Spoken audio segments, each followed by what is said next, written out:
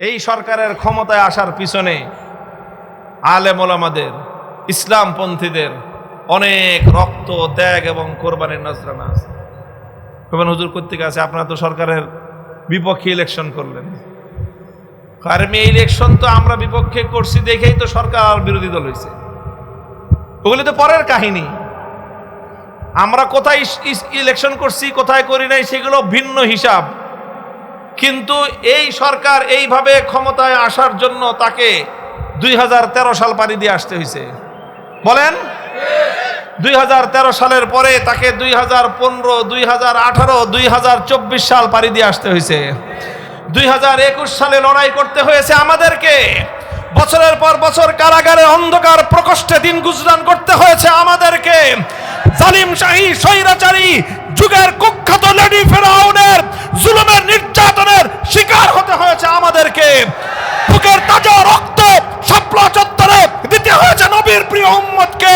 আল্লাহর পয়গম্বরের ইজ্জতের হেফাজতের জন্য শাপলা চত্বরের 20 ধারা রক্তের 20 ধারা রাজপথ রক্তে রঞ্জিত হয়েছে আল্লাহ নবীর উম্মতকে। স্কুলের টিচাররা এই পরিচয়ে তারা সকলে নির্যাতনের শিকার হয়নি, হয়েছে। কলেজের টিচাররা এই পরিচয়ে সকলের নির্যাতনের শিকার হয় নাই। ইউনিভার্সিটির ছাত্ররা ইউনিভার্সিটির ছাত্র হিসেবে জুলুম নির্যাতনের শিকার হয় নাই। অন্য কোন গোষ্ঠীগত পরিচয়ের কারণে বিগত সময়ে নিগৃহীত হয় নাই, নির্যাতন হয় নাই। কিন্তু আমরা টুপি পরার কারণে আমরা নির্যাতন এবং নিগ্রহণের শিকার হয়েছি।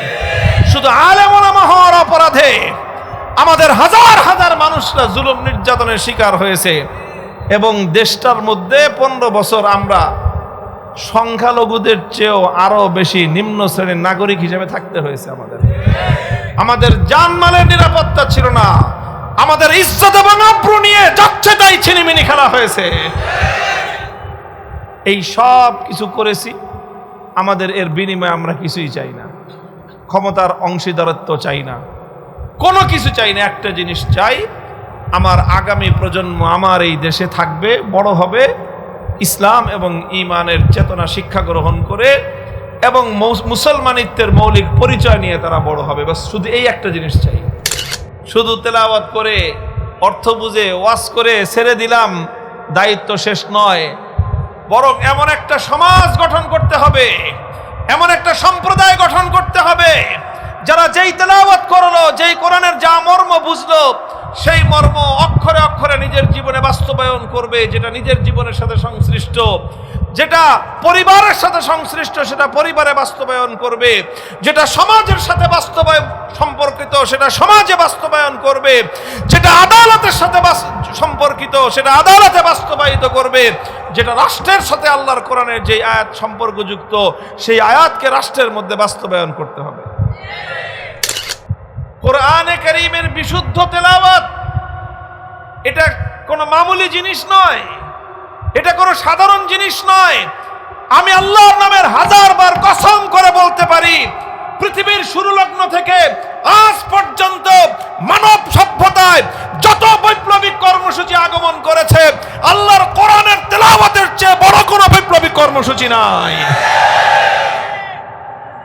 এর চেয়ে বেশি মানুষের জীবনে আন্দোলন সৃষ্টি করতে পারে, মানুষের হৃদয়কে আন্দোলিত করতে পারে, মানুষের পাথরের মতো পাষাণের চেয়ে শক্ত হৃদয়কে মোমের চেয়ে বেশি বিগলিত করতে পারে আল্লাহর কোরআনের চেয়ে ইফেক্টিভ জিনিস পৃথিবীতে আর দ্বিতীয়টি নেই। চ্যানেলটি সাবস্ক্রাইব করে আমাদের সঙ্গেই থাকুন।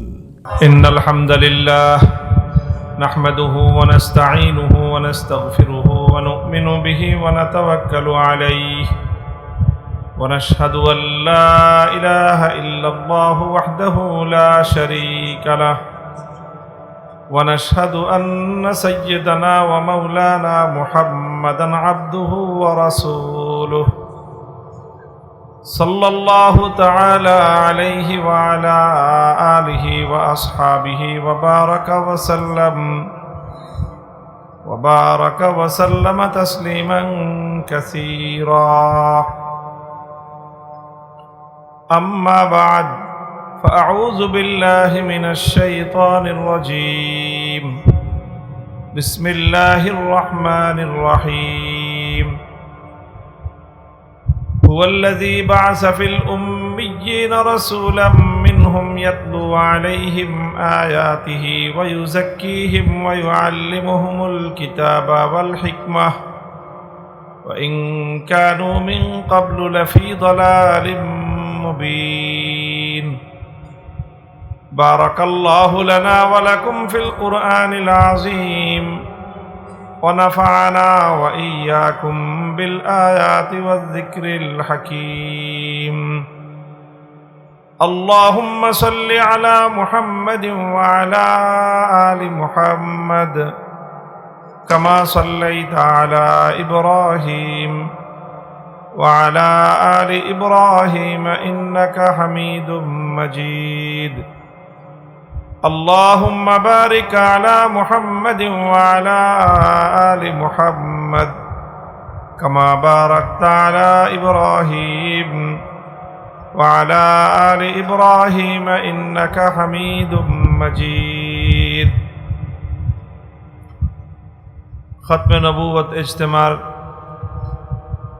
উপস্থিত দেশের প্রত্যন্ত অঞ্চল থেকে বিভিন্ন অঞ্চল থেকে সমবেত এবং স্থানীয়ভাবে জামায়াত আমার প্রাণপ্রিয় নবীজির প্রিয় উম্মত তৌহিদি মুসলমান ভাই ও বন্ধুগণ, পর্দার অন্তরে অবস্থানরত আমার সম্মানিত মা ও বোনেরা,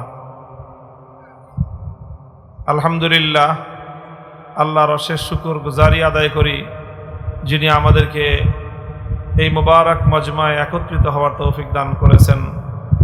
আল্লাহ রাব্বুল আলামিন এই মজমাকে এবং আমাদের সকলকে কবুল করেন। আমাদের এই উপস্থিতিকে আল্লাহ পাক সকলের জন্য হেদায়েত এবং নাজাতের জরিয়া বানায় দেন। আমি আপনাদের সামনে দীর্ঘ বয়ান করব না, বয়ান এখন এমনি একটু কমায় দিতে হবে, অনেক কাজ, অল্প কিছু কথা আলোচনা করব আমি আপনাদের সম্মুখে। আলহামদুলিল্লাহ, আপনারা দীর্ঘ সময় ধরে আজকে বয়ান শুনতেছেন। অন্যান্য দিনের তুলনায় সম্ভবত আজকে জুমার দিন উপলক্ষে বয়ান বেশি হয়েছে, জুমার সময় হয়েছে, এরপরে তো চলতেছে প্রোগ্রাম। এরপরে এতক্ষণ ধরে আমাদের এই ইজতেমার সভাপতি, যিনি এই ইজতেমার আয়োজক, প্রাণপুরুষ হযরত মাওলানা মুফতি নূর হোসাইন নুরানী হাফিজাহুল্লাহ, তিনি বিভিন্ন উপলক্ষে অনেক কথা বলেছেন। তারপরে আমাদের দুইজন অত্যন্ত সম্মানিত বাংলাদেশের জাতীয় সংসদ সদস্য, ওনারা কথা বলেছেন। আলহামদুলিল্লাহ, আপনারা সৌভাগ্যবান যে আপনারা এমন একজন সংসদ সদস্যকে নির্বাচিত করেছেন যিনি সহিশুদ্ধভাবে কোরআন তেলাওয়াত করতে পারেন। আমাদের দেশের যে অবস্থা, এটা কোনো ব্যক্তির দোষ না, যারা ভুল করেন তাদের দোষ কি দিব, এটা হলো আমাদের জাতীয় শিক্ষা ব্যবস্থার ত্রুটি, যে আমাদের এমপি, মন্ত্রী অথবা গণ্যমান্য ব্যক্তিবর্গ যারাই আছেন, তারা যে কোনো মঞ্চে দাঁড়িয়ে কোরআনে কারিমের এক দুইটা আয়াত তেলাওয়াত করলে আমাদের বাচ্চাদের মুখ চেপে ধরে রাখতে খুব কষ্ট হয় আমাদের, কারণ ওরা তো বুঝে না যে হাসাহাসি করা যাবে না। কিন্তু কোরআন শরীফের যে অবস্থা ওনারা করেন, এই বাচ্চাদেরকে তো এটা বোঝানো সম্ভব না যে এটা দোষটা ওনাদের না। দেখবেন, আপনারা লক্ষ্য করে দেখেন, কিন্তু ওনারা তো বুঝেও না জিনিসটা, যে পোলাপান্না হাসে কেন, মনে করে যে খুশি হয়ে হাসতেছে। আরে কোরআনের আয়াত তো দূরের কথা, বিসমিল্লাহির রহমানির রহিমটাও যখন পড়েন, সচরাচর যত রাষ্ট্রীয় দায়িত্বশীলরা আছেন 99.99% ওনাদের এই বিসমিল্লাহির রহমানির রহিম, আউযু বিল্লাহি মিনাশ শাইতানির রাজিম, এরপরে দুই একটা আয়াত যদি পড়েন, তাহলে যা অবস্থা করেন কোরআনের, তাতে আফসোসও হয়, দুঃখ হয়। আমরা বড়রা দুঃখে কান্দি আর আমাদের বাচ্চারা তারা হাসতে থাকে, তিনি কি বলতেছে, এই এত বড় মানুষটা বিসমিল্লাহ বলে এইভাবে পড়ে, এই অবস্থা হয় কিনা। তো আসলে মূলত এর ত্রুটিটা কোথায়? ত্রুটিটা হলো এই জায়গায় যে যখন আমাদের জাতীয় শিক্ষা ব্যবস্থায় এদেশের নাগরিকরা যেই সময়টায় মুসলমানের সন্তান হিসাবে তার কোরআন শুদ্ধ করে তেলাওয়াত শেখার কথা, ওই সময় আমার এই রাষ্ট্র, আমার এই দেশ, তারা আমাদের সন্তানদেরকে সঠিকভাবে কোরআন শিক্ষা দিতে ব্যর্থ হয়েছে। এটা হলো এই জাতির চরম কলঙ্কজনক একটা অধ্যায়। কাজেই আপনারা আগামী দিনে এই ব্যাপারে সোচ্চার হন। এটা শুধু হুজুরদের কাজ না। হুজুররা তো আলহামদুলিল্লাহ কোরআন শরীফ ভালোভাবেই তেলাওয়াত করতে পারেন, পারেন না? তো পারেন না কারা? যারা মাদ্রাসায় পড়েন নাই তারা পারেন না। তো মাদ্রাসায় যারা পড়েন না, যাদের সন্তানদেরকে মাদ্রাসায় পড়ান না, আমি এই কথা বলবো না যে আপনাদের সব সন্তান মাদ্রাসায় দেন, এটা বলি না। আপনার সন্তান স্কুলেই পড়ান, কিন্তু মুসলমানদের 90% মুসলমানের দেশের জাতীয় শিক্ষা ব্যবস্থা স্কুলে কেন আপনার সন্তানকে শুদ্ধ কোরআন শিক্ষা দিবে না? কেন তারা সেখান থেকে সূরা ফাতিহাটা শুদ্ধ করে শিখতে পারবে না? সেখানে তো ABCD তো অ্যালফাবেট সবগুলি সহ একেবারে বিশুদ্ধ উচ্চারণ সহ সব শেখানো হয় তাদেরকে। ইংলিশ তো পটর পটর করে বলতে পারেন। ইংলিশ বলতে না পারলে তো আপনাদের শিক্ষার মান উত্তীর্ণই হয় না। আমি ইংলিশ শিখতে না করতেছি না, সমালোচনা করতেছি না, বলতে চাচ্ছি চেষ্টা করলে যে পারা যায় এটা তো তার প্রমাণ। তাহলে কেন আমার প্রাইমারি স্কুল থেকে, আমার হাই স্কুল থেকে যখন আমার একটা ছেলে অথবা আমার একটা মেয়ে এই 5 বছর প্রাইমারি স্কুল পড়লো, তাকে এত দুনিয়ার এত কিছু শিখাইলেন, সূরা ফাতিহাটা শুদ্ধ করে তেলাওয়াত করা শিখাইতে পারলেন না, এর জন্য কে দায় নিবে? এর জন্য অবশ্যই রাষ্ট্রীয় কর্তৃপক্ষকে দায় গ্রহণ করতে হবে। আমরা এই আওয়াজ ভয়েস রেজ করেছি, আমরা বিগত সময়ে আবারও করব, এবার শক্তিশালীভাবে করব। আলহামদুলিল্লাহ বিগত যে কোনো সময়ের তুলনায় বাংলাদেশে রাজনৈতিকভাবে এখন আমাদের অবস্থান অনেক বেশি সংহত, অনেক শক্তিশালী। এমনি না, রক্ত দিয়ে আমরা এই অবস্থান আমরা খরিদ করেছি। কাজেই আগামীর বাংলাদেশে বিগত অন্তর্বর্তীকালীন সরকারের আমলে প্রাইমারি স্কুলের একজন ধর্মশিক্ষক, কোরআনের শিক্ষক নিয়োগ দেওয়ার অব্যাহত আমরা দাবি জানাইছিলাম। ওনারা সেটা না শুনে নাচ আর গানের শিক্ষক নিয়োগ দেওয়ার সিদ্ধান্ত ফাইনাল করেছিলেন। পরে আমাদের প্রতিবাদের মুখে কোরআনের শিক্ষা দেয় নাই, শিক্ষকও দেয় নাই, নাচ গানের শিক্ষক দেওয়ার সেই সিদ্ধান্তটা বাতিল করেছে। এখানে মানুষ তাদের বাচ্চাদেরকে স্কুলে পাঠায় নাচ গান শেখানোর জন্য না। কারো যদি নাচ গান শিখতে মনে চায়, শিখাইতে মনে চায়, সারেগামা পাদানিসার শিক্ষক বাড়িতে রেখে তারপরে শিখায় নেবে। আমি জাতীয় দায়িত্বশীল হিসেবে সেটাকে আমি বন্ধ করতে বলি না। তোমার যার যার এই সমস্ত রুচি আছে তুমি তোমার বাড়িতে করো, কিন্তু জাতীয় শিক্ষা ব্যবস্থায় তো সেটারই ঘটতে হবে যেটা সবার প্রয়োজন। বলেন, আপনারা কি কেউ চান? কয়জনে চায় বাংলাদেশের যে তাদের সন্তান, তাদের ছেলে আর মেয়ে নাচানাচি শিখুক? কয়জন লোক চায়? কয়জন লোক চায় যে তার সন্তান গান শিখুক? তো 1% তো পাওয়া যাবে না। তুমি তার জন্য তোমার গানের শিক্ষক নিয়োগ দেওয়ার জন্য তুমি পাগল হয়ে উঠছো, অথচ 100% মুসলমান চায় তার সন্তান স্কুলে গিয়ে কোরআন শিখুক। তো যদি নাগরিকদের, জনগণের ইচ্ছা পূরণ করাই যদি হয় শাসকের দায়িত্ব, ধর্মীয় দৃষ্টিকোণ বাদ দিলেও তো জনগণের চাহিদা পূরণ করার জন্য প্রত্যেকটা প্রাইমারি স্কুলে একজন কোরআনের শিক্ষক নিয়োগ দেওয়াটা এটা জরুরি হয়। ইনশাআল্লাহ এই বিষয়টা আমরা আগামী দিনে আমরা আরো সংহতভাবে, মজবুতভাবে আমরা এটা দাবি উত্থাপন করব। আলহামদুলিল্লাহ আমাদের এই বর্তমান সরকারের বিএনপির মধ্যেও অনেক ভালো ভালো লোকজন আছেন। আমরা আশা করি যে যারা এই বিষয়গুলি সরকারের ভিতর থেকেও পজিটিভলি সরকারকে, দায়িত্বশীলদেরকে এই কথাগুলি বুঝিয়ে আমাদের দেশে সেটা বাস্তবায়ন করতে পারবেন ইনশাআল্লাহ। তো যেই কথা থেকে আসলাম যে যখন এই হলো অবস্থা জাতীয় নেতৃত্বের, সেই যুগে আপনাদের এমপি সাহেব আলহামদুলিল্লাহ কোরআনের যেইভাবে আয়াত তেলাওয়াত করলেন, শুধু কোরআনের আয়াত না, রাসূল সাল্লাল্লাহু আলাইহি ওয়াসাল্লামের হাদিসও চমৎকার আরবি বিশুদ্ধ প্রোনাউন্সিয়েশনে তিনি উচ্চারণ করলেন। আল্লাহ আরো বরকত দান করেন। ওনার সাথে আমার ব্যক্তিগত দীর্ঘ সম্পর্ক, অত কাহিনী আপনাদেরকে শোনাবো না। আলহামদুলিল্লাহ। তো আমরা বিভিন্ন প্ল্যাটফর্মে থেকে কাজ করতেছি। উনি এক জায়গায় কাজ করতেছেন, আমি আরেক জায়গায় কাজ করতেছি। তবে আমাদের সকলেরই উদ্দেশ্য হলো দেশ, জাতি এবং মিল্লাতের খেদমত করা। আল্লাহ যেন ওনাকেও কবুল করেন, আমাদেরকে যেন আল্লাহ পাক কবুল করেন।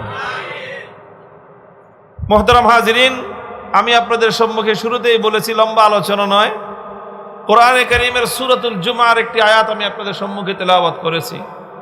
রাসূল আকরাম সাল্লাল্লাহু আলাইহি ওয়াসাল্লামের খতমে নবুয়তের ইজতেমা।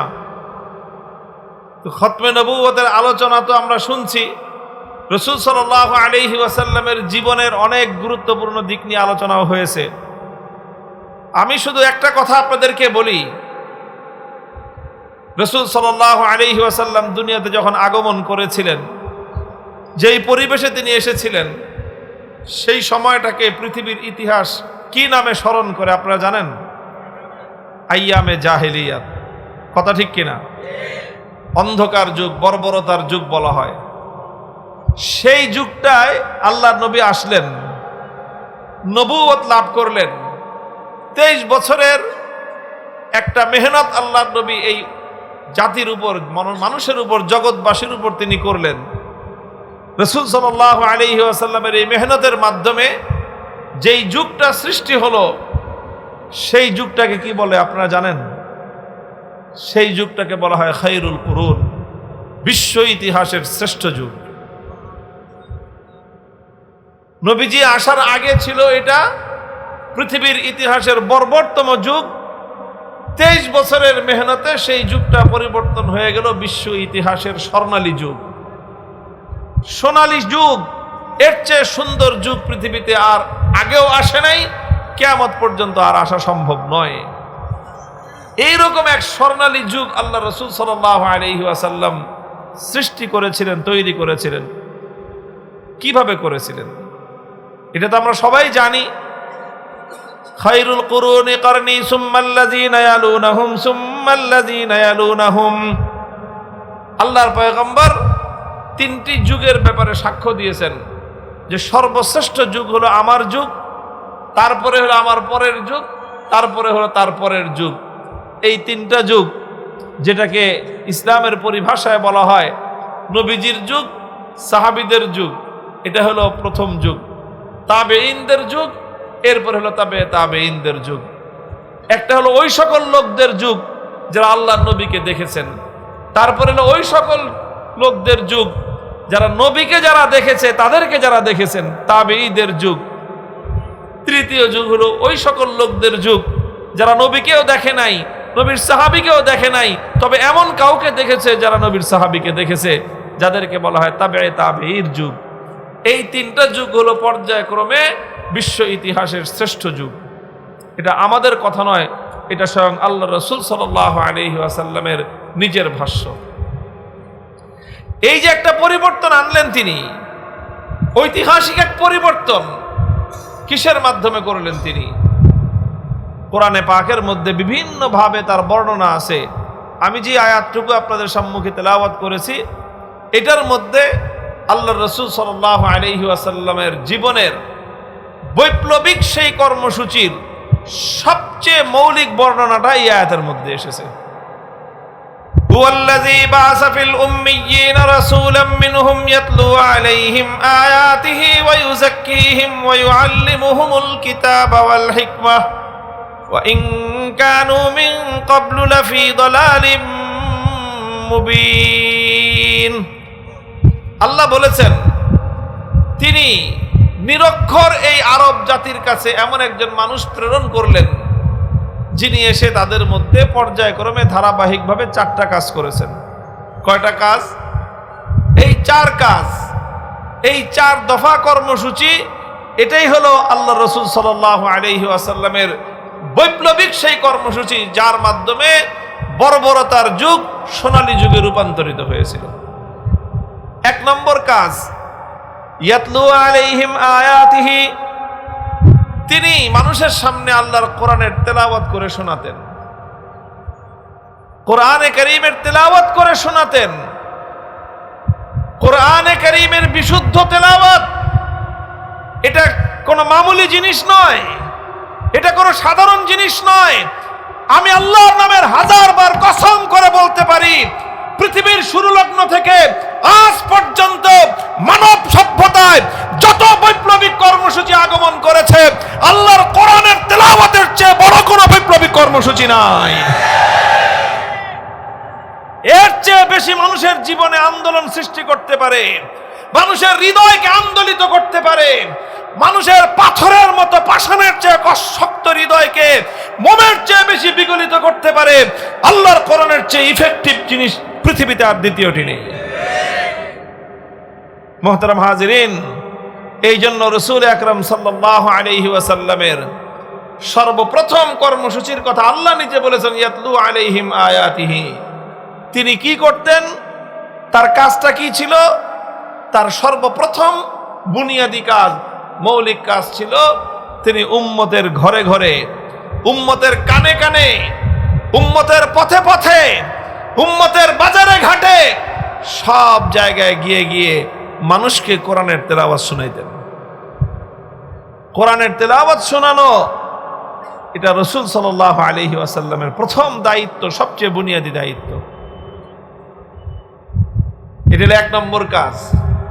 2 নম্বর কাজ হলো ওয়ায়ুআল্লিমুহুমুল কিতাব, কোরআনের তেলাওয়াত শোনাই দায়িত্ব শেষ করেন নাই, এটা প্রথম কাজ, বুনিয়াদি কাজ। 2 নম্বর কাজটা কি করেছেন আল্লাহর নবী? যেই তেলাওয়াত শুনাইলাম, কোরআনের যেই আয়াতগুলো তুমি তেলাওয়াত শুনলা, শিখলা, এবার সেই কোরআনের মর্ম বুঝো। কি বলছেন আল্লাহ তোমাকে লক্ষ্য করে? আল্লাহর কোরআন এটা তো আল্লাহর পক্ষ থেকে দুনিয়ার মানব জাতির জন্য প্রেরিত একটা বার্তা। The message to you from your creator, তোমার সৃষ্টিকর্তার পক্ষ থেকে তোমার কাছে প্রেরিত বার্তা, চিঠি, তোমার কাছে চিঠি, তোমার কাছে চিঠি, তোমার কাছে চিঠি।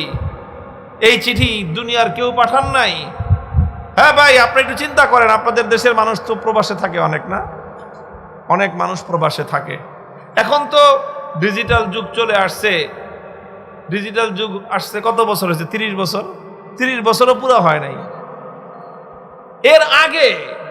এর আগে যখন মানুষ বিদেশে থাকতো, প্রবাসের সাথে মানুষের সাথে যোগাযোগের উপায় ছিল একটা হলো টেলিফোন। টেলিফোন করলে একবারে বিল আসতো 3000 টাকা, একবারের ফোনে কথা বলতে। বিদেশ থেকে কথা বলাটা সহজ বিষয় ছিল না। যোগাযোগের মাধ্যম একটাই ছিল, চিঠি লিখত মানুষ। সেই চিঠি 15 দিন, 20 দিন, 25 দিন, 1 মাসে গিয়ে পৌঁছতো। আবার ওখান থেকে চিঠি লিখত, সেই চিঠি 20 দিনে, 1 মাসে লাগতো বাসায়, ঢাকায় আসতে, দেশে আসতে। সেটাই ছিল একমাত্র মাধ্যম। আমরাও সেই যুগ দেখেছি। তো সেই যুগে কোনো প্রবাস থেকে কোনো সন্তান তার মায়ের কাছে চিঠি লিখত, দেশ থেকে গেছে, সে ঠিক মতো গিয়ে সৌদি আরবের রিয়াদে পৌঁছলো কিনা, ইটালির রোমে গিয়ে ঠিক মতো সুস্থ মতো পৌঁছলো কিনা, আমেরিকার নিউ ইয়র্কে গিয়ে সে ঠিক মতো পৌঁছতে পারলো কিনা, এটা তো সবাই, মায়ের কাছে তো টেলিফোন নাই, জানাইবো কেমনে?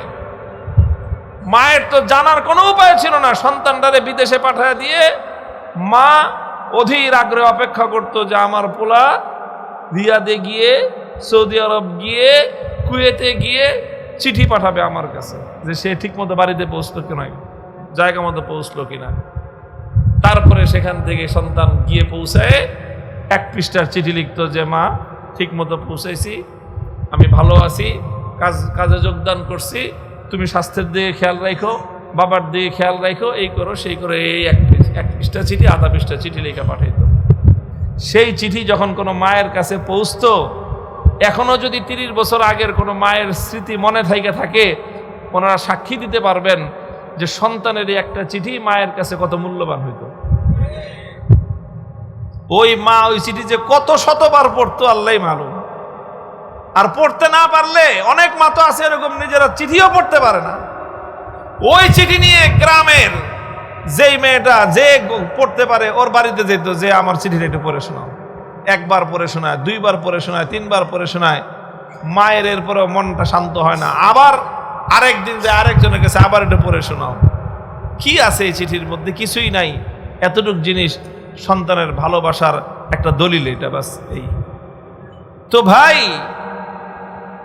তুমি তোমার মায়ের একটা বার্তা একটা সন্তানের কাছে এত মূল্যবান, একজন প্রবাসী সন্তানের একটা বার্তা তার মায়ের কাছে এত দামি, এত আবেগ।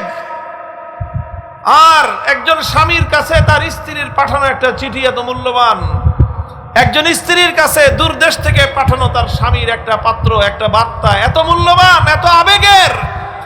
আর তোমার সৃষ্টিকর্তা মহান রব্বুল আলামিন তোমার হেদায়েতের জন্য, তোমার মুক্তির জন্য, তোমার কল্যাণের জন্য তোমার নামে যালিকাল কিতাবুল লা রাইবা ফীহি বলে, ইন্না আনজালনা ইলাইকাল কিতাবা বিল হক, তোমার কাছে আমি কিতাব নাজিল করেছি বলে আল্লাহ যেই কিতাব তোমার কাছে পাঠালেন, সেই কিতাবে তোমার মালিক তোমাকে কি বললেন সেটা জানার একটু আগ্রহ তোমার মধ্যে হলো না।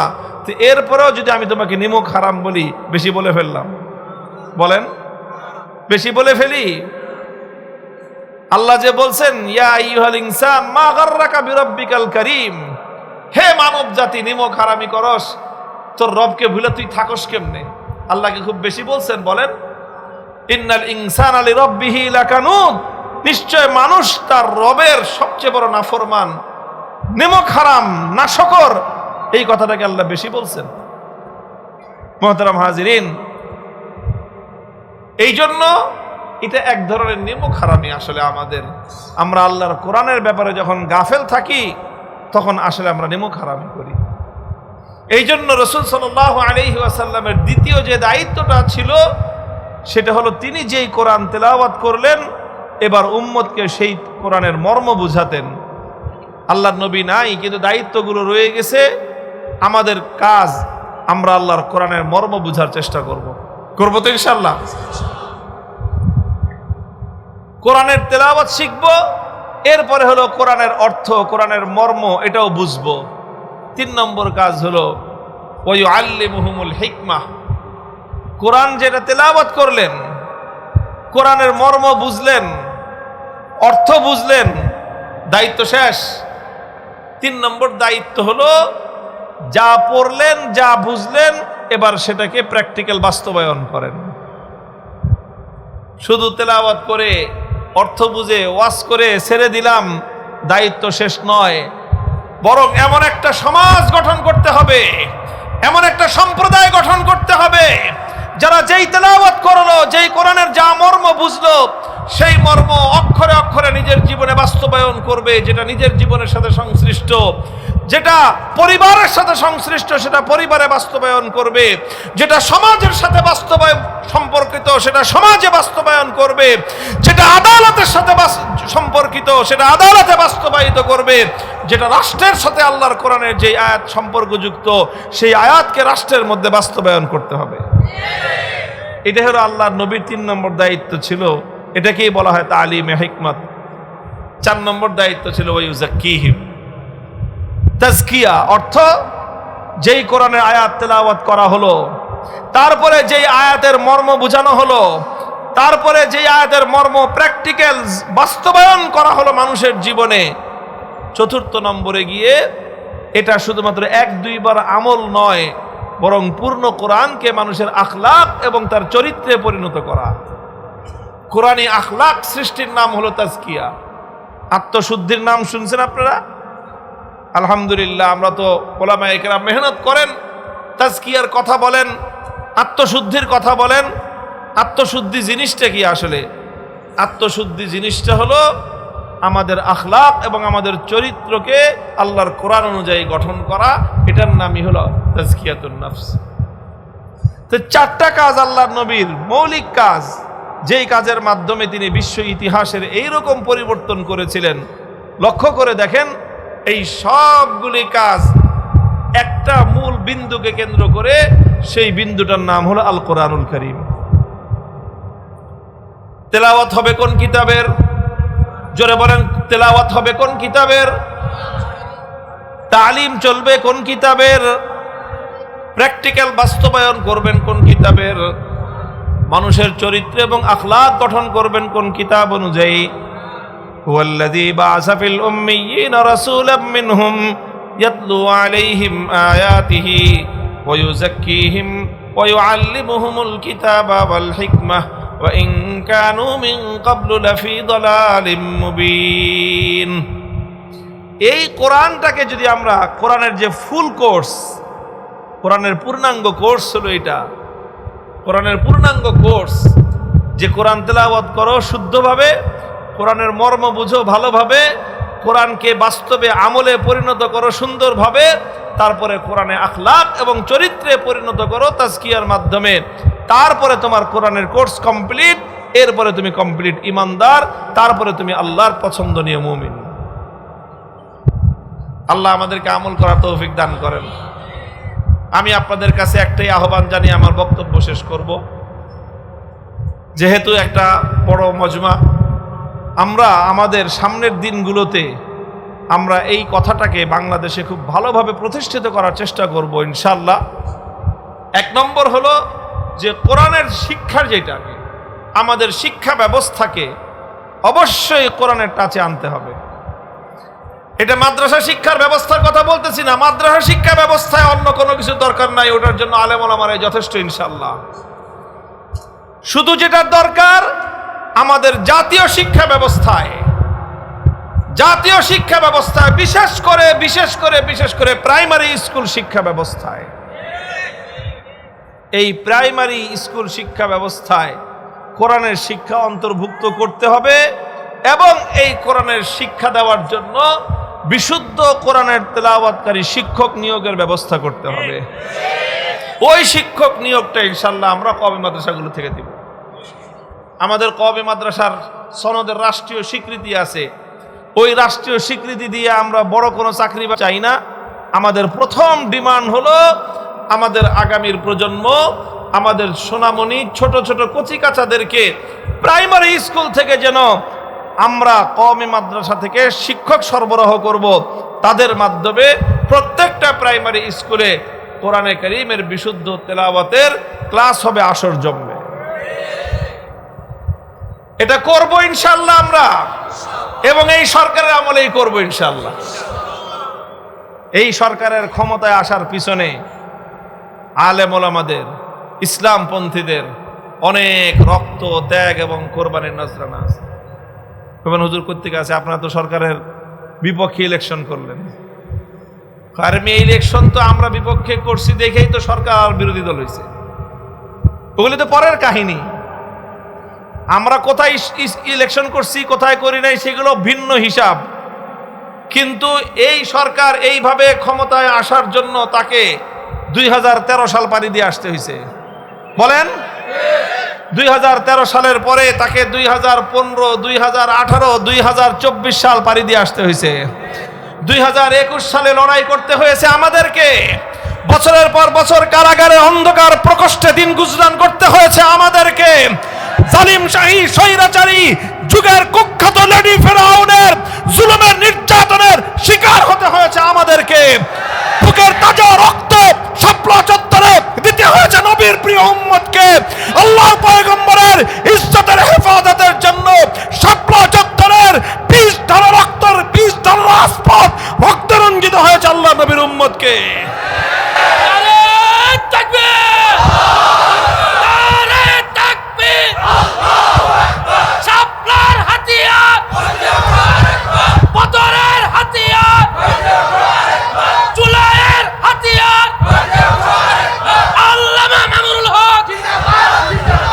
এই অনেক সংগ্রাম, অনেক লড়াই সবাই করেছেন।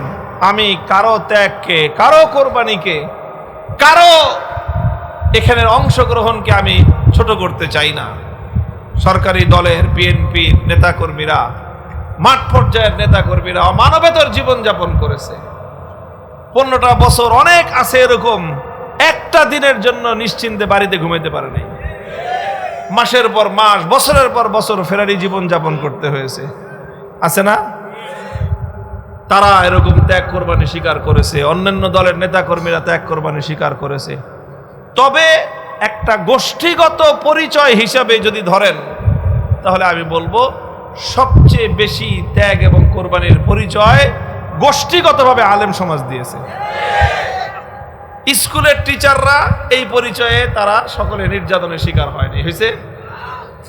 কলেজের টিচাররা এই পরিচয়ে সকলের নির্যাতনের শিকার হয় নাই।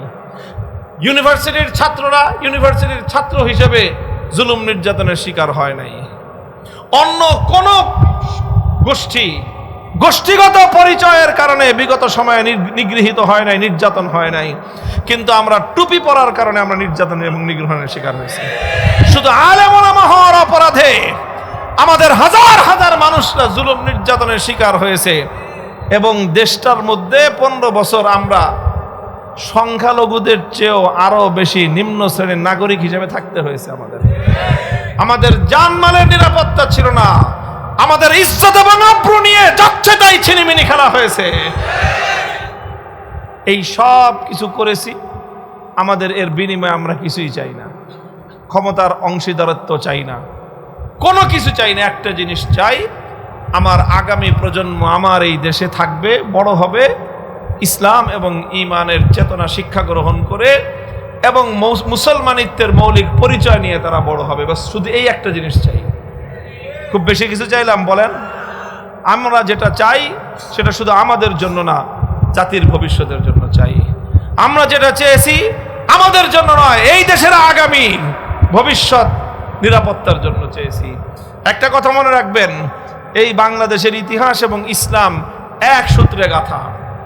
তসবির দানা যেরকম একদিকে গিট্টু লাগানো থাকে, একটা গিট্টু খুলে গেলে শুধু কি শেষ দানাটাই পড়বে? সবগুলো পড়বে। বাংলাদেশের স্বাধীনতা, বাংলাদেশের সম্মান, বাংলাদেশের উন্নতি, বাংলাদেশের অস্তিত্ব, এটা দাঁড়িয়ে আছে ইসলামের পরিচয়ের উপরে। যদি বাংলাদেশের ইসলামের পরিচয় নষ্ট হয়ে যায়, দেশ থাকবে না, স্বাধীনতা থাকবে না, সম্মান থাকবে না, অস্তিত্ব বলতে কিছুই থাকবে না। এই জন্যই এই দেশের, আমি কেন এই কথা বলতেছি কিন্তু এটা গলার জোরের কথা না, বাংলাদেশটা কিভাবে গড়ে উঠেছে 250 বছরের ইতিহাস পড়ে দেখেন। কোত্থেকে কেমনে বাংলাদেশ হয়েছে, এইগুলো ইতিহাস পড়লেই এই কথাগুলি দিবালোকের মতো পরিষ্কার হয়ে যাবে। কাজে ইনশাআল্লাহ আমরা বলবো, আমরা সব জায়গায় এটা কথাটাকে প্রেস করব এবং আগামীর বাংলাদেশে আশা করি ইনশাআল্লাহ এবার যে একটা অনুকূল পরিবেশ আল্লাহ পাক দান করেছেন, রাষ্ট্রীয় পর্যায়ে আল্লাহ পাক যে অনুকূল পরিবেশ দান করেছেন, সরকারও অতীতেও তাদের যে ঐতিহ্য, তাদের যে ইতিহাস, ইসলামী মূল্যবোধের সরকার। কাজে এই অনুকূল পরিবেশ, আর বিরোধী দল তো আরো বেশি, তাদের ম্যাক্সিমাম প্রায় সবাই ইসলামপন্থী, ইসলামী সংগঠনের তারা লোকজন। তো যারা একদিকে ইসলামপন্থীরা হলো বিরোধী দল, বিরোধীর পক্ষে, অর্থাৎ গণতান্ত্রিক রাষ্ট্র প্রক্রিয়ার মধ্যে ব্যবস্থায় রাষ্ট্রের দুইটা পার্ট থাকে, সরকারি দল এবং বিরোধী দল। তো অর্ধেক তো ইসলামপন্থী প্রায়, আর সরকারি দলও ইসলামী মূল্যবোধে বিশ্বাসী। এই আমলেও যদি প্রাইমারি স্কুলে কোরআনী শিক্ষক নিয়োগ না হয়, তাহলে আমাদের বাংলাদেশের 18 কোটি মানুষের কচু গাছে গলায় দড়ি দেওয়া দরকার। কথা ঠিক কিনা? ইনশাল্লাহ এটা হবে এবং আমরা এটাকে ইনশাল্লাহ বাস্তবায়ন করব। আর খতমে নবুয়তের বিল, রাসূল সাল্লাল্লাহু আলাইহি ওয়াসাল্লামের ইজ্জতের হেফাজতের জন্য রাষ্ট্রীয় নিরাপত্তার ব্যবস্থা, সেটাও ইনশাল্লাহ যে কোনো মূল্যে এই সরকারের আমলে কাঙ্ক্ষিত মানের একটা ফলাফল যেন আমরা আদায় করে নিয়ে আসতে পারি, আমরা সর্বতভাবে সেটা চেষ্টা অব্যাহত রাখব। আল্লাহ পাক রব্বুল আলামিন আমাদের সকলকে কবুল করেন, তৌফিক দান করেন। বাংলাদেশটাকে আল্লাহ পাক রব্বুল আলামিন সকল ষড়যন্ত্রের হাত থেকে হেফাজত করেন। বাংলাদেশের এই পরিস্থিতি, এটা কিন্তু বাংলাদেশ বিরোধীদের দেখতে যে খুব ভালো লাগতেছে তা কিন্তু না। মুসরাইতেছে, কটমট করতেছে, দাঁত কটমট করতেছে। ইনশাল্লাহ তোমরা দাঁত কটমট করতে থাকো। কুল মুতু বিগাইজিকুম, তোমরা হিংসার আগুনে জ্বলে পুড়ে সারখার হয়ে যাও। মুসলমানদের বাংলাদেশ ইনশাল্লাহ সামনে অগ্রসর হবে। ইনশাল্লাহ বাংলাদেশের প্রশ্নে বাংলাদেশের অস্তিত্বের প্রশ্নে, সম্মান এবং মর্যাদার প্রশ্নে আমরা সব এক। আল্লাহ আমাদেরকে কবুল করেন। ওয়া আখিরু দাওয়ানা আলহামদুলিল্লাহি রাব্বিল আলামিন। সুবহানাল্লাহি ওয়া বিহামদিহি সুবহানাল্লাহিল আযীম। আল্লাহুম্মা সাল্লি আলা মুহাম্মাদিন ওয়া আলা আলি মুহাম্মাদ কামা সাল্লাইতা আলা ইব্রাহিম ওয়া আলা আলি ইব্রাহিম ইন্নাকা হামিদুম মাজিদ। ইয়া হাইয়্যু ইয়া কাইয়্যুম বিরহমাতিকা নাস্তাগীস أصلح لنا شأننا كله ولا تكلنا إلى أنفسنا طرفة عين. اللهم إنا نسألك فعل الخيرات وترك المنكرات وحب المساكين وأن تغفر لنا وترحمنا أجمعين. إله العالمين رب العالمين আপনার হাবিব সাল্লাল্লাহু আলাইহি ওয়াসাল্লামের সুমহান মর্যাদা, খতমে নবুয়তের মর্যাদা, আয় আল্লাহ সেই খতমে নবুয়তের নিসবতে 3 দিন ব্যাপী আজিমুস শান এই ইজতেমা অনুষ্ঠিত হচ্ছে। আয় আল্লাহ এই ইজতেমাকে আপনি কবুল এবং মঞ্জুর ফরমান। ইলাহুল আলামিন প্রথম দিন থেকে আজকের এই তৃতীয় দিন পর্যন্ত যে সকল মায়েরা, বোনেরা, মায়েরা, বাবারা আয় আল্লাহ এই ইজতেমার মধ্যে শরীক হয়েছি, আয় আল্লাহ তাদের সকলের শিরকাতকে আপনি কবুল ফরমান, নাজাতের জরিয়া বানায় দিন। আয় আল্লাহ আখেরি দোয়া হবে আগামীকাল, আখেরি মুনাজাতে আমাদের সকলকে, এখানকার সকল মানুষকে আল্লাহ অংশগ্রহণ করার তৌফিক দান ফরমান। আয় আল্লাহ ইজতেমার যে মুখ্য উদ্দেশ্য আমাদের এই জমিন, এই মাতৃভূমিতে আল্লাহ আপনার হাবিব সাল্লাল্লাহু আলাইহি ওয়াসাল্লামের খতমে নবুয়তের রাষ্ট্রীয় স্বীকৃতি আল্লাহ আমাদেরকে দেখে যাওয়ার তৌফিক দান ফরমান। আয় আল্লাহ এই সৌভাগ্য বর্তমান সরকারকে আপনি দান করেন। আয় আল্লাহ তারা যেন আপনার হাবিবের এই মর্যাদাপূর্ণ আসনটাকে রাষ্ট্রীয় স্বীকৃতির মর্যাদা দিয়ে নিজেদের সম্মান বৃদ্ধি করতে পারে, সেই সুমতি তাদেরকে এনায়াত ফরমান। ইলাহুল আলামিন রাব্বুল আলামিন আয় আল্লাহ আমাদের এই মাতৃভূমি এর প্রতি ইঞ্চি মাটি ইসলামের ঘাঁটি হিসেবে আপনি কবুল ফরমান। আয় আল্লাহ আমাদের পূর্বপুরুষরা অনেক রক্ত, ঘাম, অশ্রুর বিনিময়ে এই জমিনের আমানত আমাদের কাছে রেখে গিয়েছে। আয় আল্লাহ আমরা এবং আমাদের পরবর্তী প্রজন্ম আমরা যেন এই আমানতের সম্মান রক্ষা করতে পারি, তৌফিক এনায়াত ফরমান।